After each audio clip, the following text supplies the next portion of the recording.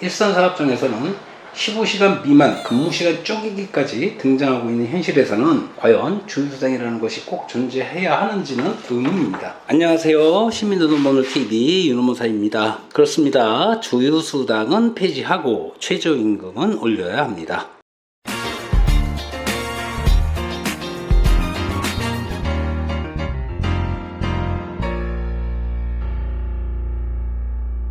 매년 치르는 연례 행사 같은 것이지만 올해 역시 내년도 최저임금을 놓고 노동계와 경영계의 힘겨운 삿바싸움이 시작되었습니다. 이와 관련하여 얼마 전 흥미로운 기사 하나를 봤는데요. 현직 고용노동부 근로감독관이 논문을 통해 주휴수당을 폐지하고 최저시급은 올려야 한다는 주장을 했다는 내용의 기사였습니다. 현직 16년 차인 노무사인 저도 역시 그리 생각하는데요. 그래서 오늘은 주휴수당의 조건과 계산 방법, 왜 주휴수당이 폐지되어야 한다는 주장이 나오는 것인지에 대한 영상을 준비했습니다. 자, 그럼 먼저 주휴수당이 무엇이고 주휴수당 발생 조건은 무엇이며 주휴수당은 어떻게 계산되는지 알아보겠습니다. 근로기준법 제55조는 사용자는 근로자에게 일주에 평균 1회 이상의 유급휴일을 보장하여야 한다고 규정하고 있습니다. 주휴수당의 근거 조항이 바로 이 노동법 조항인데요. 따라서 결국 주휴수당이라는 것은 일주 단위로 만근을 한 근로자가 성실히 한 주를 근무했으니 일주일에 하루 정도는 일을 안 했다 하더라도 일을 한 것으로 보고 주는 수당을 의미하는 것이죠.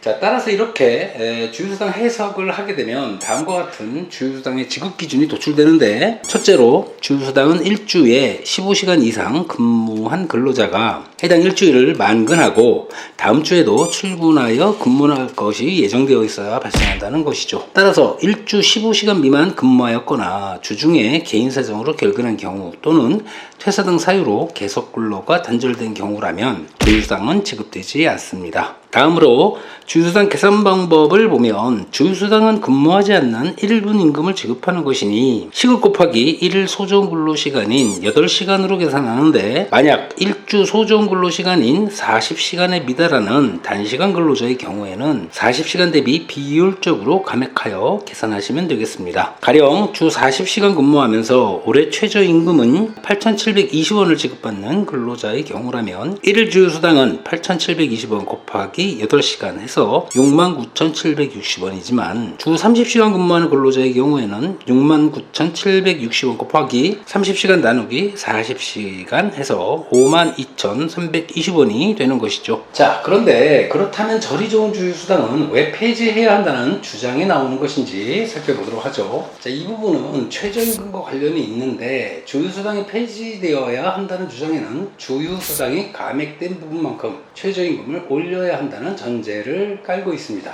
자, 가령 어느 동네에 편의점 2개가 있다고 가정해보죠. A 편의점 사장님은 법 없어도 살 수 있을 정도로 사람이 좋고 인심도 후해요. 그리고 이제 아르바이트 직원을 채용하면서 시급 10,000원에 1,000원을 더 얹어서 시급 11,000원, 주 20시간 주급 22만원씩 지급하는데, 이분이 진짜 법을 몰라요. 그래서 근로계약서도 안 썼습니다. 반면에 같은 동네 비편의점 사장님은 짠돌이라 최저임금 시급 8,720원만 임금을 주었지만 평소 시민노동법률TV 구독도 하면서 노동법을 좀 공부한 사장이라 근로계약서도 쓰고 임금을 시급과 주휴수당을 구분해서 꼼꼼하게 작성을 했습니다. 자, 그런데 현행 근로기준법에 따르면 이 경우 A 편의점주는 주 20시간 일하는 아르바이트생에게 주급 22만원을 지급했으나 주휴수당을 별도로 챙겨주지 않았다는 이유로 근로기준법상 주휴수당을 미지급한 것이 되지만, B 편의점주는 주급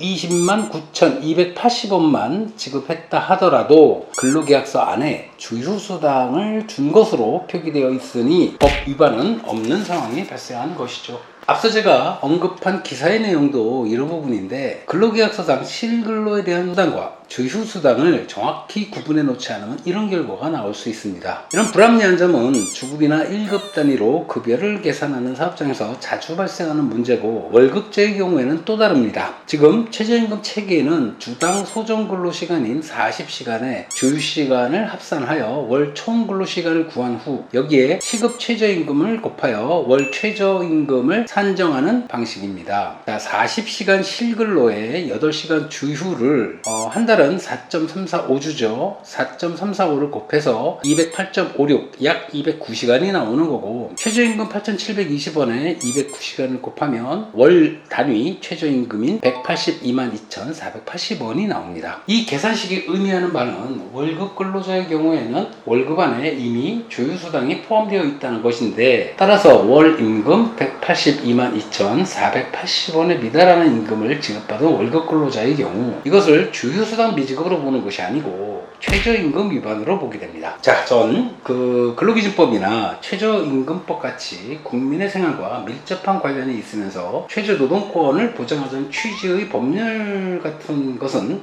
사용자 노동자를 떠나서 좀 쉬워야 한다고 생각을 합니다. 그런데 지금 보면 주휴수당의 경우에 월급제 근로자는 사전에 포함되어 있고, 일당제나 주급제는 그 절대적인 급여의 수준을 떠나 이것이 주휴수당으로 명시해 놓으면 합법이고, 퉁쳐서 합산 지급하면 비록 금액의 수준이 높더라도 법 위반으로 보는 상황이 발생하며, 심지어는 주휴수당이 주 15시간을 기준으로 줘야 한다, 안 줘도 된다 하고 있으니, 일선사업장에서는 15시간 미만 근무시간 쪼개기까지 등장하고 있는 현실에서는 과연 주휴수당이라는 것이 꼭 존재해야 하는지는 의문입니다. 물론 주휴수당이 폐지된다면 그만큼 최저임금 수준은 당연히 올라가야 한다고 생각을 합니다. 자, 이렇게 오늘은 주휴수당의 조건과 계산 방법, 왜 주휴수당이 폐지되어야 한다는 주장이 나오는지에 대해서 알아보았고요. 이것으로 오늘 영상을 마치도록 하겠습니다. 여러분 감사합니다.